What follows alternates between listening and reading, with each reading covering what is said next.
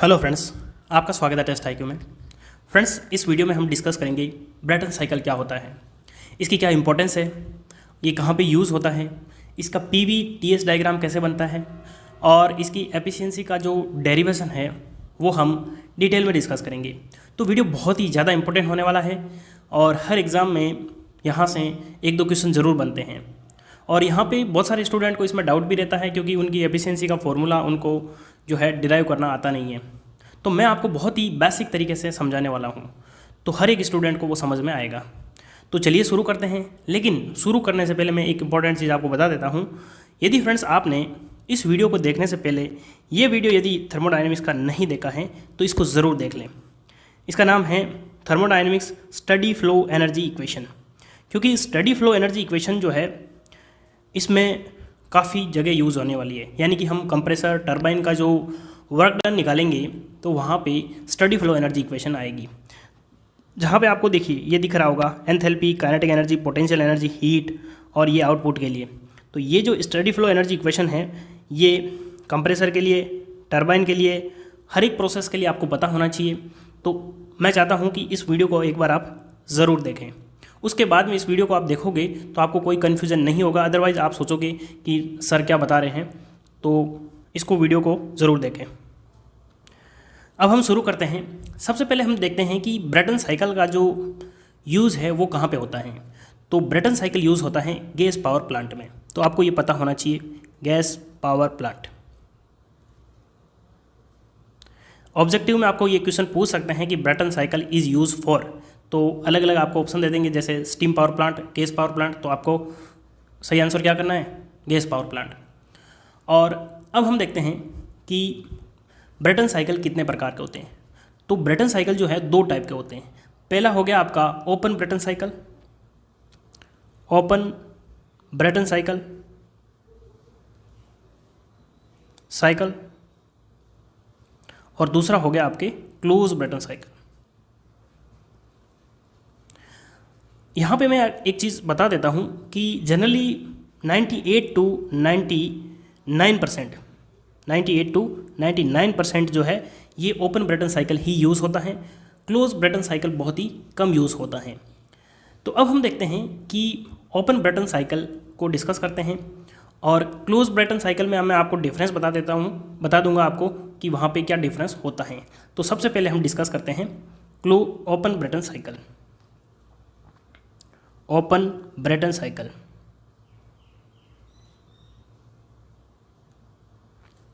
यहाँ पे मैं आपको स्कीमेटिक डायग्राम बना के बता देता हूँ।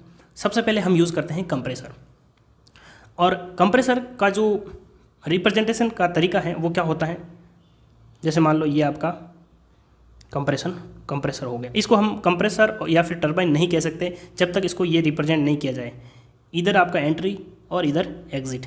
क्योंकि आप सभी को पता है कि कंप्रेसर का काम होता है कंप्रेशन करना, तो ज़्यादा से कम क्यों रहेगा। तो यहाँ पे और इसमें जो वर्किंग फ्लूइड होता है ये बहुत ही ज़्यादा इम्पोर्टेंट है। वर्किंग फ्लूइड ये क्या यूज़ होता है, एयर यूज़ होती है। बहुत ही ज़्यादा इंपॉर्टेंट क्वेश्चन है ऑब्जेक्टिव के लिए। यहाँ से कई बार एग्जाम में पूछा गया है कि Brayton cycle working fluid used in Brayton cycle, तो ऑप्शन यहाँ पे एयर आ जाएगा। ये आपका कंप्रेसर हो गया, यहाँ पे एयर एंटर हो रही है और एयर का कुछ मास होगा, तो mass of air. Mass flow rate represent करने का तरीका क्या है, इसके ऊपर बिंदी लगा देंगे तो ये मास फ्लो रेट हो जाएगा। उसके बाद में जब ये एयर कंप्रेस्ड हो जाएगी तो ये किस में जाएगी, कंबशन चेंबर में। तो यहाँ पे हम कंबशन चेंबर बना देते हैं। यहाँ पे कंबशन चेंबर, मैं इसको CC से रिप्रेजेंट कर रहा हूँ, आप समझ जाएंगे। ये हो गया और यहाँ से निकलेगा तो फिर ये किधर जाएगा, टरबाइन में एक्सपांड होगा। तो ये आपका टरबाइन बन गया। देखिए इधर से एंट्री हो रही है, इधर एग्जिट हो रही है, इसका मतलब क्या हो रहा है, एक्सपांड हो रहा है। अब मैं यहाँ पे आपको बता देता हूँ एक चीज़, जैसे ये कंबशन चेंबर है, तो कंबशन चेंबर में क्या होगा, मास ऑफ फ्यूल, यहाँ पे मास ऑफ फ्यूल होगा और ये जो फ्यूल है इसकी कुछ कैलोरीफिक वैल्यू होगी, तो मैं इसको CV से रिप्रेजेंट कर रहा हूँ। यदि फ्यूल है तो CV ऑफ F लिख देता हूँ। अब यहाँ पे एग्जिट में क्या आएगा, mass of air plus mass of fuel, क्योंकि मास ऑफ एयर इधर से एंटर हुई और इधर एग्जिट में फ्यूल और एयर दोनों आ रहे हैं, और ये आपका टरबाइन हो गया और टरबाइन का जो एग्जिट हो गया। यहाँ पे भी क्या हो जाएगा, mass of air plus mass of fuel, किसके फॉर्म में, गैस के फॉर्म में। समझ गए होंगे। अब यहाँ पे देखिए हमारा जो टरबाइन होता है इससे कंप्रेसर कनेक्ट रहता है। यहाँ पे ये देखिए, क्योंकि जो कंप्रेसर है वो कुछ वर्क एब्जॉर्ब करेगा, तो वो वर्क कहाँ से लेके आएगा, तो वो टरबाइन से ही निकाला जाएगा। तो हमारा नेट वर्क क्या हो जाएगा, टरबाइन माइनस कंप्रेसर। अब यहाँ पे मैं नंबर लगा देता हूँ ताकि आपको, अभी मैं पीवी और टीएस डायग्राम बनाऊँगा तो आपको ईजिली समझ में आएगा। यहाँ पे नंबर 1 देता हूँ एंट्री पॉइंट, और कंप्रेसर का एग्जिट पे 2, और उसके बाद में यहाँ पे 3, और ये एग्जिट क्या हो जाएगा, 4 हो जाएगा। मुझे उम्मीद है कि आप सभी को ब्रेटन साइकिल का जो जनरल डायग्राम है वो समझ में आ गया होगा। अब ये डायग्राम आपको समझ में आ गया तो हम क्या करते हैं, इसका पीवी और टीएस डायग्राम बनाते हैं कि इसमें कौन कौन से प्रोसेस होते हैं। एक चीज़ यहाँ पे मैं एक और बता देता हूँ, जैसे यहाँ पे एंट्री हुई और इधर एग्जिट है, तो ये ओपन है, तो यहाँ पे जो है ये इससे कनेक्ट नहीं रहेगा। क्लोज में क्या होगा, ये जो है इससे कनेक्ट हो जाएगा, बस इतना ही फ़र्क है इन दोनों में। अब हम इसका बनाते हैं पीवी और टीएस डायग्राम। तो यहाँ पे मैं लाइन ड्रॉ कर लेता हूँ, ये आपका पीवी डायग्राम बन जाएगा और ये बन जाएगा आपके टीएस डायग्राम। बहुत ही आराम से हम समझ रहे हैं। वीडियो थोड़ा लेंथी हो जाएगा, लेकिन आप यदि किसी भी एग्ज़ाम की तैयारी कर रहे हैं, चाहे गेट या आईएएस लेवल तक मैं आपको समझा दूंगा। ठीक है, अब हम बात करते हैं। यहाँ पे आप ध्यान से देखेंगे तो 1 से 2 जो हो रहा है वहाँ पे क्या हो रहा है, कंप्रेशन। और कंप्रेशन जो हो रहा है वो एडियाबैटिक कंप्रेशन हो रहा है, reversible adiabatic compression. Reversible adiabatic process को हम क्या बोलते हैं, आइसेंट्रोपिक प्रोसेस। फ्रेंड्स, यदि आपको यहाँ पे कन्फ्यूजन हो रहा है कि आइसेंट्रोपिक क्या होता है, रिवर्सिबल एडियाबैटिक क्या होता है, तो मेरे थर्मोडायनेमिक्स के वीडियो आप ज़रूर देखना। तो 1 से 2 क्या हो जाएगा, आइसेंट्रोपिक कंप्रेशन इन कंप्रेसर। यहाँ पे मैं थोड़ा डायग्राम को छोटा करके साइड में प्रोसेस लिख देता हूँ ताकि आपको कोई कन्फ्यूजन ना रहे। अब आप यहाँ से देखिए 1 से 2, यहाँ पे मैं लिख रहा हूँ 1 2 2, क्या हो जाएगा, isentropic compression, isentropic compression in compressor, compressor. ठीक है, और यहाँ पे एक चीज़ मैं बता देता हूँ, जितने भी प्रोसेस होते हैं उनका डायग्राम कैसे बनता है मैंने आपको कई बार पिछले वीडियोस में भी बताया है। तो यदि आपको थोड़ा बहुत भी पता है तो आप इजीली रिलेट कर पाएंगे। तो 1 से 2, तो 1 से 2 क्या हो रहा है, कंप्रेशन हो रहा है। तो 1 से 2 ये आपका कंप्रेशन हो रहा है। देखिए यहाँ पे वॉल्यूम डिक्रीज हो रहा है, तो 1 से 2 हो गया, और यहाँ पे प्रेशर भी इंक्रीज़ हो रहा है। जब कंप्रेशन होगा तो प्रेशर भी इंक्रीज़ होगा और टेम्परेचर भी इंक्रीज़ होगा। फिर हम देखते हैं 2 to 3। 2 to 3 क्या है, हमारा कंबशन चैम्बर है।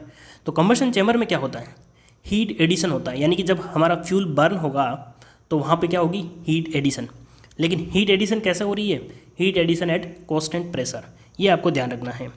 तो constant pressure heat addition, constant pressure heat addition in combustion chamber. तो यहाँ से हीट एडिशन हो रहा है तो हमारा क्या कांस्टेंट रहेगा, प्रेशर। तो कांस्टेंट प्रेशर पे हो रही है, तो ये यहाँ से आ गया 2 to 3।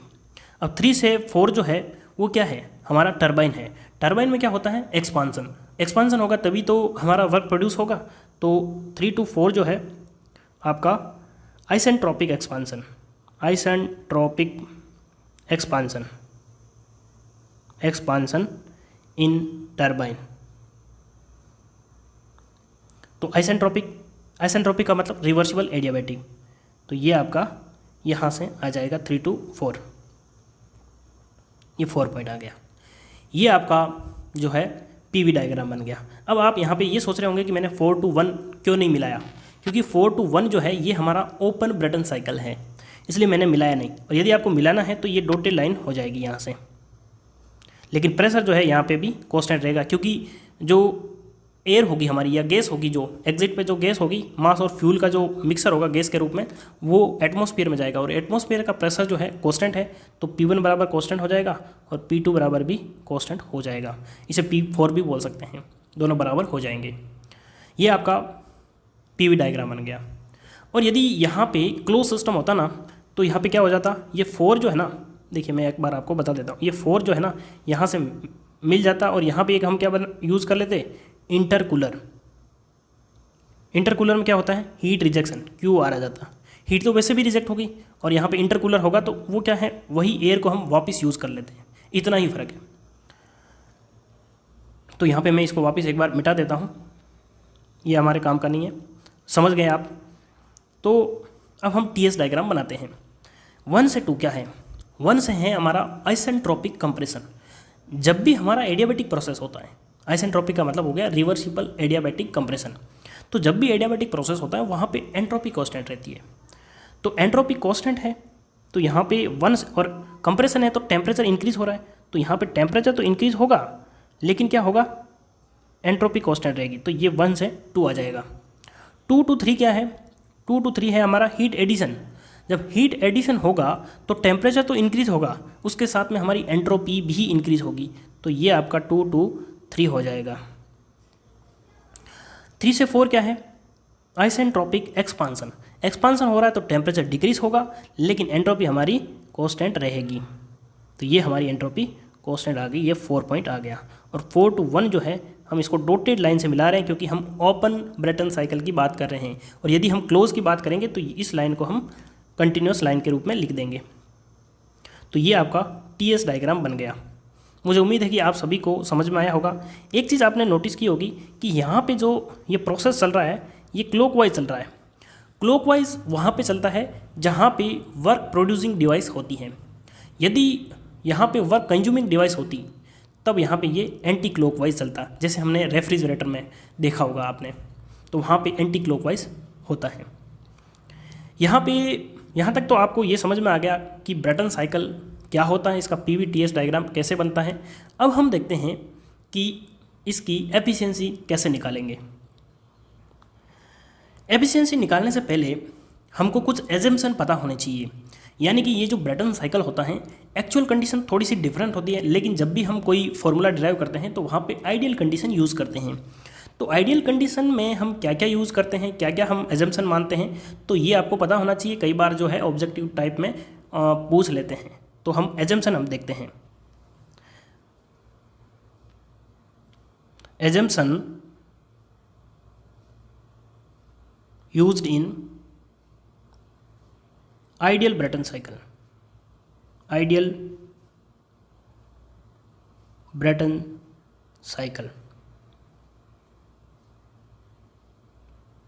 हम क्या है आइडियल ब्रेटन साइकिल यूज़ कर रहे हैं, तभी हम एजम्पशन ले पाएंगे। पहला एजम्पशन है, यहाँ पे देखिए जब हमारा कंप्रेशन और एक्सपांसन होता है तो वहाँ टेम्परेचर डिफरेंस होता है, जिसकी वजह से सीपी और सीवी में थोड़ा बहुत चेंजेस आता है। लेकिन हम आइडियल कंडीशन में क्या मानते हैं, जो हमारी specific heat at constant pressure CP और specific heat at constant volume CV है, इनको हम क्या मानते हैं, कांस्टेंट मानते हैं, कांस्टेंट हो जाएगी। ये एजम्पशन आपको पहला पता होना चाहिए। सेकंड एजम्पशन है, जो हमने कंबशन चैम्बर में मास ऑफ फ्यूल लिया था, मास ऑफ फ्यूल, इसको हम नेग्लेक्ट मानते हैं, is neglect in compare to air mass. कहने का मतलब यह है कि हमारा जो फ्यूल होता है वो बहुत ही कम यूज़ होता है और एयर जो है बहुत ज़्यादा क्वांटिटी में यूज़ होती हैं, इसलिए हम उसके कंपेयर में नेग्लेक्ट मान लेते हैं कैलकुलेशन के टाइम में। और जब हमारा एयर और फ्यूल का मिक्सर हो जाएगा तो उस मिक्सर को भी हम क्या मानेंगे, एयर मानेंगे, यानी कि air fuel mixer assume as air only. ये एजम्पशन भी आपको पता होना चाहिए। उसके बाद में potential energy plus kinetic energy, plus की जगह आप ये लिख देंगे एंड लिख देंगे तो ज़्यादा बेटर रहेगा। Potential energy and kinetic energy are neglected. लेकिन ये स्टेटमेंट थोड़ा सा गलत हो जाएगा, क्यों? क्योंकि मैंने यहाँ पे सिर्फ पोटेंशियल और काइनेटिक एनर्जी लिखा है। Change in potential energy and change in kinetic energy are neglected. उसके बाद में जो हमारा सिस्टम है, तो यहाँ पे कुछ फ्रिक्शन होगा, लेकिन हम आइडियल कंडीशन में फ्रिक्शन को नेग्लेक्ट कर देंगे, तो no friction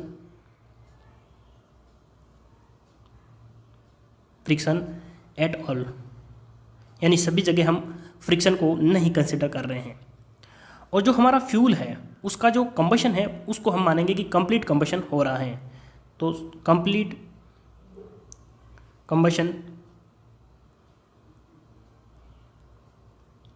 combustion of fuel. इतने एजम्पशन हम आइडियल ब्रेटन साइकिल के अंदर यूज़ करते हैं, ये आपको पता होना चाहिए।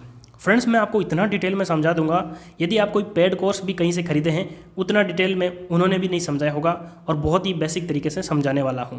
तो यदि आपको वीडियो पसंद आ रहा है तो वीडियो को लाइक ज़रूर करें, अपने दोस्तों के साथ शेयर ज़रूर करें। अब हमारे एजम्पशन हो गए, अब हम निकालते हैं efficiency of ideal Brayton cycle.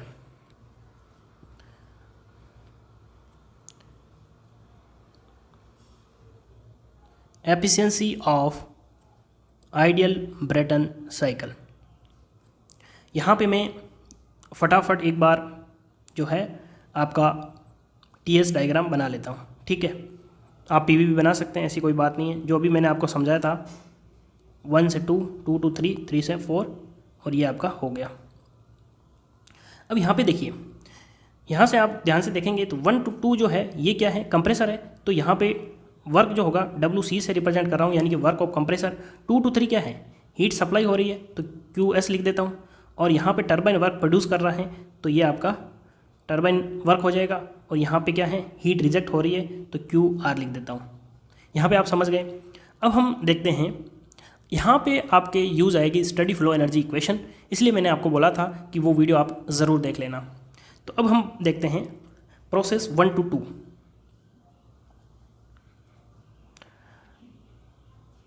Process 1 to 2। 1 to 2 में क्या है, हमारा कंप्रेसर है। तो जब हमारा कंप्रेसर है तो एजम्पशन हम कंप्रेसर में क्या मानेंगे कि हमारा जो फ्लो है स्टडी फ्लो है। स्टडी फ्लो का मतलब क्या होता है कि properties does not change with respect to time. तो एक एजम्पशन ये मानेंगे। और change in potential energy and change in kinetic energy are neglected, ये हमने पहले भी मान लिया था। और जो हमारा कंप्रेसर है वो हमारा परफेक्टली इंसुलेटेड है। परफेक्टली इंसुलेटेड है तभी हमारा जो प्रोसेस है वो कैसा होगा, आइसेंट्रोपिक, यानी कि रिवर्सिबल एडियाबैटिक। इतनी चीज़ आपको समझ में आ गई। अब हम लगाते हैं स्टडी फ्लो एनर्जी इक्वेशन। किसके बीच में, 1 और 2 के बीच में। इनिशियल कंडीशन में हमारी एंथैल्पी क्या होगी, H1 होगी।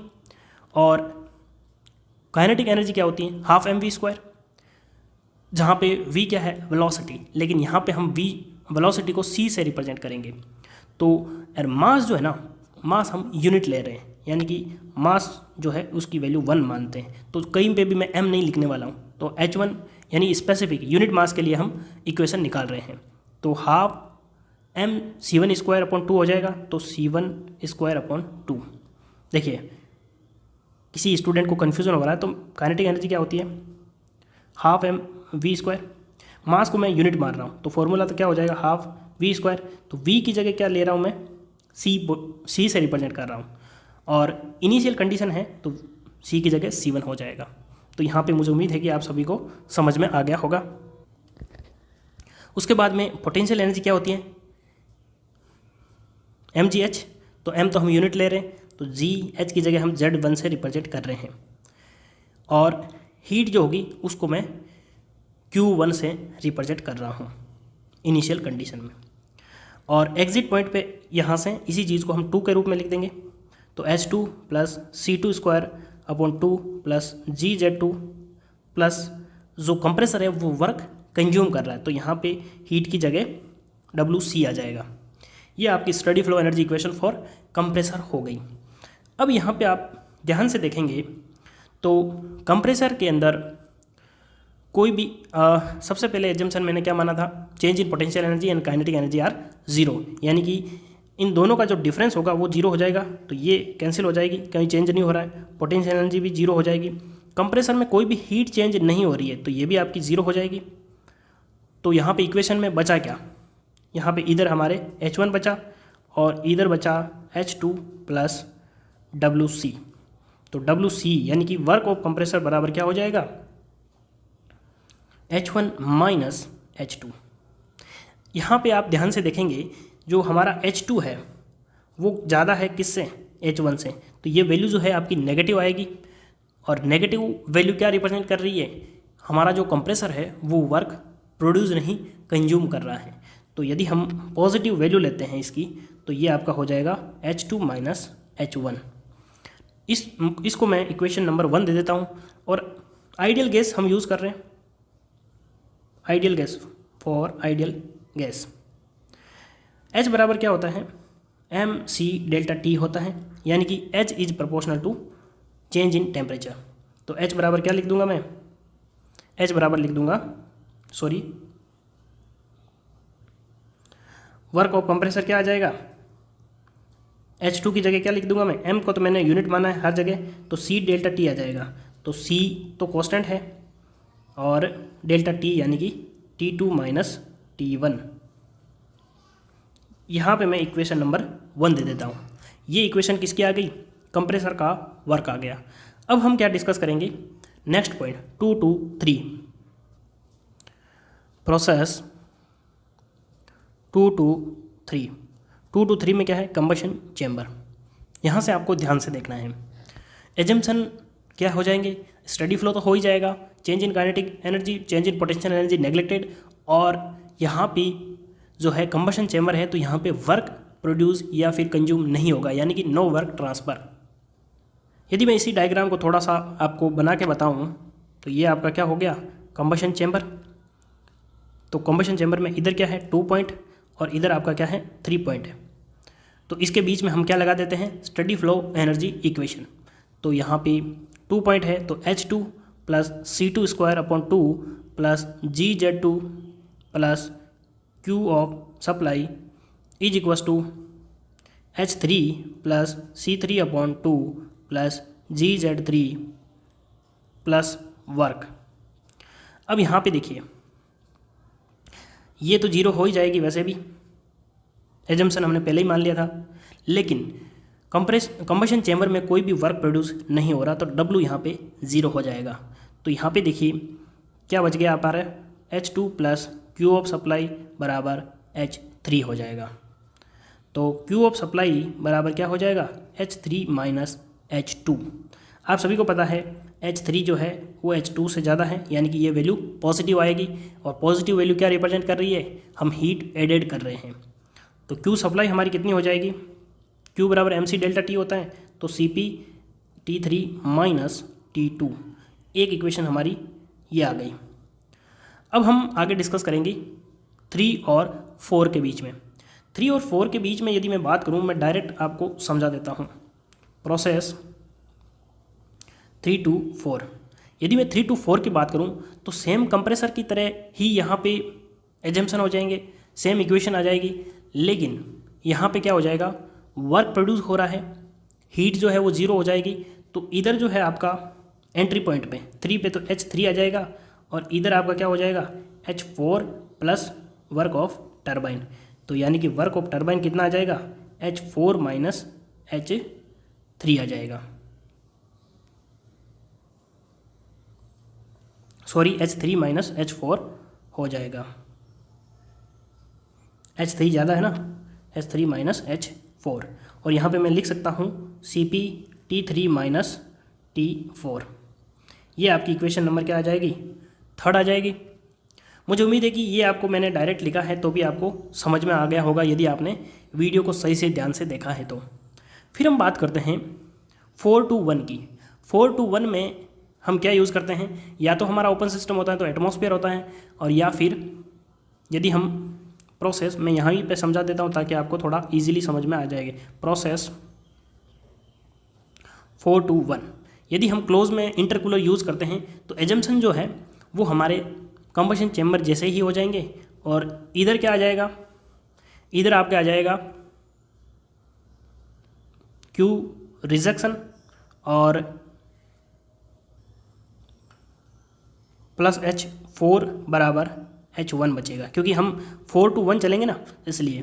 तो Q रिजेक्शन क्या आ जाएगा, H1 माइनस H4। और आप सभी को पता है H4 जो है वो ज़्यादा है, H4 ज़्यादा है, इसका मतलब क्या है, ये वैल्यू क्या आ जाएगी, नेगेटिव आएगी। और नेगेटिव वैल्यू क्या रिप्रेजेंट कर रही है कि हीट रिजेक्ट हो रही है। तो Q रिजेक्शन क्या आ जाएगी, H4 माइनस H1 यदि हम पॉजिटिव वैल्यू की बात करें। और यदि मैं डायरेक्ट टेम्परेचर के रूप में लिखूँ तो ये आ जाएगी आपके Cp T4 माइनस T1। ये आपकी इक्वेशन नंबर 4 आ जाएगी। तो एक तो आपकी इक्वेशन ये हो गई, एक इक्वेशन आपकी ये हो गई 3, और ये 2 इक्वेशन हो गई, और फर्स्ट इक्वेशन हमने अभी लिखी थी। अब हम फॉर्मूला देखते हैं एफिशिएंसी का, क्योंकि हमारे वर्क डन और हीट सप्लाई का जो है फॉर्मूला आ गया है। जितनी भी मैंने इक्वेशन अभी लिखी थी एक बार मैं वापस लिख देता हूँ। जैसे कि सबसे पहले मैंने क्या निकाला था, वर्क ऑफ कंप्रेसर क्या आया था, Cp T2 minus T1, T2 minus T1 ये आया था। फिर हमने क्या निकाला था, कंबशन चैम्बर में हीट सप्लाई निकाली थी, कितनी आई थी, Cp T3 माइनस T2। याद है आपको? यदि आपको याद नहीं है तो वीडियो को दोबारा ज़रूर देख लेना, 2 बार या 3 बार, एक बार अच्छे से वीडियो देख लोगे, हाथ से लिख लोगे ना, तो कभी आपका जो है ब्रेटन साइकिल में किसी भी तरह का क्वेश्चन आ जाएगा तो आप गलत नहीं करेंगे, चाहे वो न्यूमेरिकल टाइप का हो चाहे ऑब्जेक्टिव टाइप का हो। फिर हम बात की थी टरबाइन की, तो वर्क ऑफ टरबाइन क्या आ जाएगा, Cp T3 माइनस T4 आया था। और फिर हमने बात की थी Q रिजेक्शन की, Cp T4 माइनस T1। ये हमारे पास 4 फॉर्मूले आए हैं। अब हम बात करते हैं एफिशिएंसी। एफिशिएंसी का सबसे बेसिक फॉर्मूला क्या होता है, आउटपुट अपॉन इनपुट।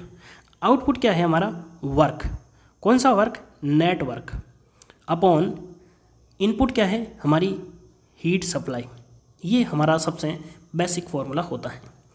बेसिक फॉर्मूले से ही हम एफिशिएंसी निकालेंगे।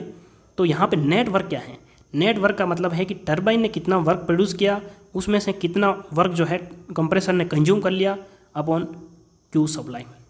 ठीक है, अब ये जो फॉर्मूले हैं ये सारी वैल्यू यहाँ पे पुट कर दीजिए तो आपका आंसर आ जाएगा। तो सब में Cp है, तो Cp जो है ऊपर भी Cp आएगा, कॉमन आ जाएगा, नीचे भी Cp आएगा तो कैंसिल हो जाएगा। तो मैं Cp को लिखूंगा ही नहीं, इतना मैं आपसे उम्मीद कर रहा हूँ कि आप समझ जाएंगे।